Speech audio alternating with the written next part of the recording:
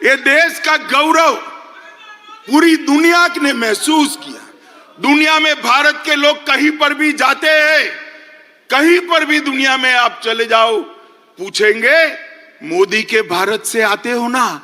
ये पहचान दुनिया में, विश्व में खड़ी करने का काम हमारे नेता नरेंद्र मोदी जी ने किया है।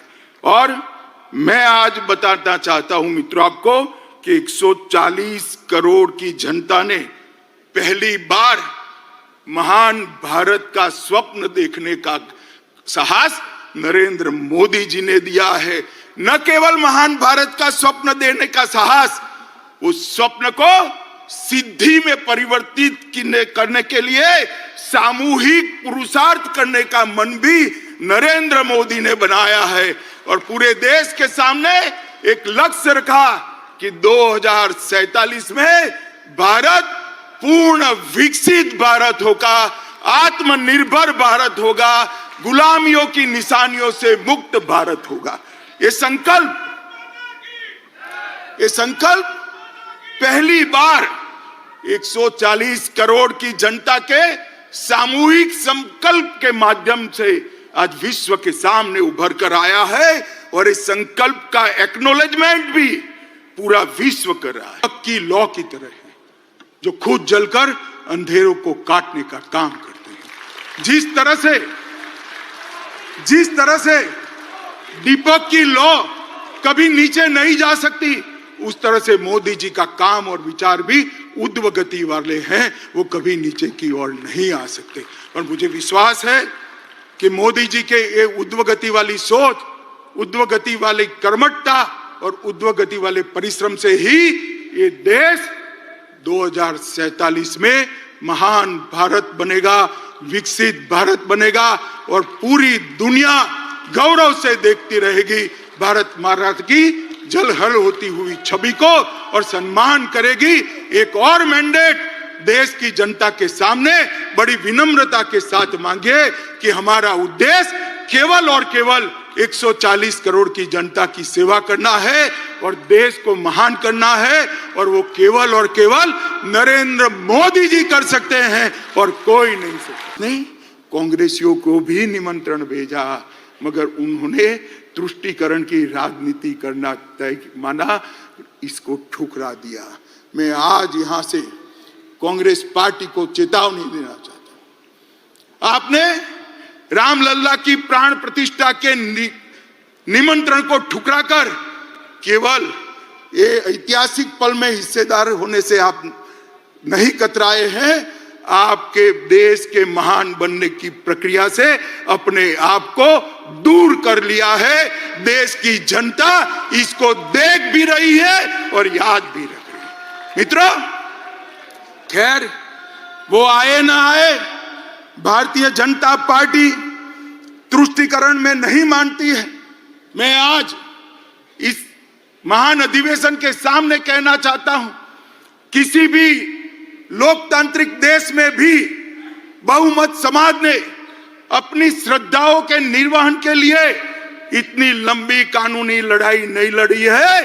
75 साल तक हम कानूनी लड़ाई लड़े और संपूर्ण लोकतांत्रिक तरीके से हमने राम मंदिर का निर्माण किया। इसका संपूर्ण यश हमारे प्रधानमंत्री नरेंद्र मोदी जी को जाता है। करोड़ों भारतीय जनता पार्टी के कार्यकर्ताओं को कहने आया, अगला चुनाव दो खेमे पड़े हुए। महाभारत के युद्ध में जैसे पांडव और कौरव के खेमे पड़े थे, इसी तरह चुनाव के पहले दो खेमे पड़े हैं। एक खेमा है मोदी जी के नेतृत्व में, बीजेपी के नेतृत्व में एनडीए का गठबंधन, और दूसरा है कांग्रेस के नेतृत्व में सारी परिवारवादी पार्टियों का इंडी अलायंस। देश को ये दोनों में से एक को चुनना है। इंडी गठबंधन एक घमंडिया गठबंधन, भ्रष्टाचार, परिवारवाद और तुष्टीकरण की राजनीति का पोषक, और भाजपा और एनडीए का गठबंधन राष्ट्र प्रथम के सिद्धांत पर चलने वाला गठबंधन है। देश की जनता को तय करने वाला करना है। ये परिवारवादी पार्टियां चाहिए, ये भ्रष्टाचार की पोषक पार्टियां चाहिए, तुष्टीकरण करने वाली पार्टियां चाहिए, और देश के लिए जान न्यौछावर करने के लिए तैयार भारतीय जनता पार्टी चाहिए। मित्रों, ये जो अलायंस हुआ है, अलायंस ऐसे ही नहीं होता है। अलायंस जब सोच समान हो, विचार समान हो, सिद्धांत समान हो, तब होते। ये इंडिया अलायंस जो बना है, ये पूरा का पूरा इंडिया अलायंस कांग्रेस के नेतृत्व में। मैं आज आपको कह सकता हूं, इस देश में भ्रष्टाचार की जनक कांग्रेस पार्टी है, और इस देश में भ्रष्टाचार का पोषण भी कांग्रेस पार्टी ने किया है। मित्रों, 10 साल यूपीए के ले लीजिए, कोल ब्लॉक आवंटन, कॉमनवेल्थ गेम का घोटाला, 2G घोटाला, शारदा चिटफंड का घोटाला, हिमाचल में सेबों की बिक्री का घोटाला, INX मीडिया का घोटाला, एयरसेल मैक्सिक का घोटाला, अंतरिक्ष देवास का घोटाला, लैंड फॉर जॉब का घोटाला, पंचकुला और गुड़गांव में भूमि आवंटन का घोटाला, जम्मू कश्मीर क्रिकेट एसोसिएशन का घोटाला, एम्ब्रियर डील, बेसिक ट्रेनर विमान में घोटाला, हॉक एयरक्राफ्ट खरीदी में घोटाला, सबमरीन का घोटाला, ऑगस्टा वेस्टलैंड का घोटाला, बोफोर्स का घोटाला, जीप घोटाला, मारुति घोटाला, और भोपाल गैस कांड से चंदा उगाने का घोटाला।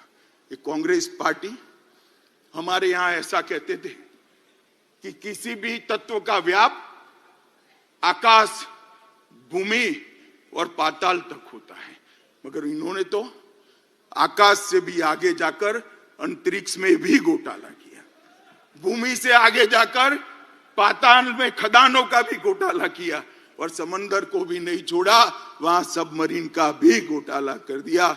जब नल थल अंतरिक्ष हर जगह एक कांग्रेस ने घोटाले किए, और इंडिया अलायंस का नेतृत्व कांग्रेस के हाथ में। 22 सरकारें देखी हैं, 15 प्रधानमंत्री देखे।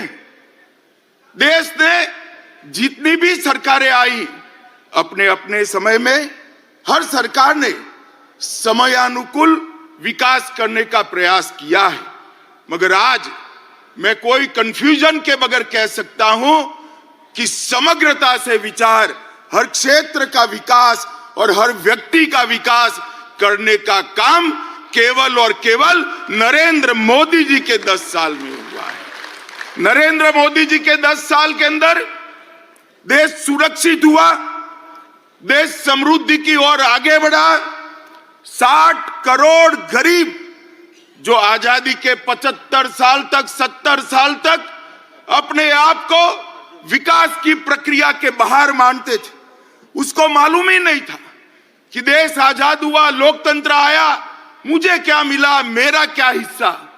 भाइयों और बहनों, 60 करोड़ गरीबों को घर देना, घर में गैस का सिलेंडर देना, पीने का पानी का कनेक्शन देना, बिजली पहुंचाना, शौचालय देना, 5 किलो अनाज गरीब को फ्री ऑफ कॉस्ट मुफ्त में देना, और 5 लाख तक का स्वास्थ्य का उसका खर्चा भी सरकार ने उठाया। आज ये 60 करोड़ गरीब अपना बैंक अकाउंट भी रखते हैं, और डिजिटल इंडिया से एक गरीब महिला अपनी सब्जी भी परचेज कर पाती है, सब्जी भी खरीद करती है। इन लोगों के जीवन में 70 साल तक जो सारी अभाव था, वो अभाव को एक ही 10 साल में समाप्त करने का काम हमारे प्रिय नेता नरेंद्र मोदी जी ने किया है। आज ये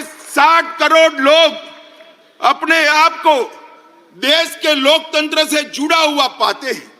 आज ये 60 करोड़ लोग हमारे संविधान की सार्थकता को महसूस कर रहे हैं। 10 साल में इतना बड़ा परिवर्तन आया है।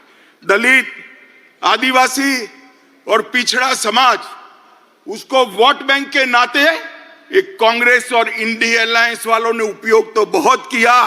पहली बार उनको सम्मान और हिस्सेदारी देने का काम भारतीय जनता पार्टी की नरेंद्र मोदी सरकार ने। कांग्रेस पार्टी एक भारत जोड़ो यात्रा निकली।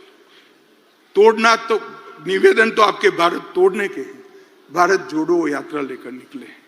मैं उनको कहना चाहता हूं, किसी भी पार्टी के कार्यक्रम और यात्राएं, राजनीतिक कार्यक्रम, वो पार्टी का परिचय करा दे। कांग्रेस पार्टी आजादी के बाद जितने भी आंदोलन किए सत्ता में वापस आने के लिए की। भारतीय जनता पार्टी का 1950 से इतिहास है। हमने जब भी आंदोलन किए देश के लिए किए, सिद्धांतों के लिए किए, जनता के लिए। सबसे पहले जम्मू कश्मीर के लिए श्यामा प्रसाद मुखर्जी शहीद हुए, हमने 370 हटाने का आंदोलन किया। गोवा बचाओ का आंदोलन भारतीय जनता पार्टी ने किया। कच्छ का सत्याग्रह भारतीय जनता पार्टी ने किया। गौ हत्या पर प्रतिबंध लगाने का आंदोलन जनसंघ ने किया। आपातकाल के विरोध में हम लड़े। असम में घुसपैठियों के खिलाफ हमने पूरे देश को मोबिलाइज किया। राम जन्मभूमि का आंदोलन भी केवल और केवल भारतीय जनता पार्टी ने किया। भ्रष्टाचार के खिलाफ अडवाणी जी के नेतृत्व में हमने आवाज उठाई। तेलंगाना आंदोलन भी भारतीय जनता पार्टी ने किया और सबरीमाला का आंदोलन भी भारतीय जनता पार्टी ने किया। हमारी पार्टी ने कभी भी सत्ता प्राप्त करने के लिए आंदोलन नहीं किए हैं, जनता के परेशानियों के लिए किए, सिद्धांतों के लिए किए।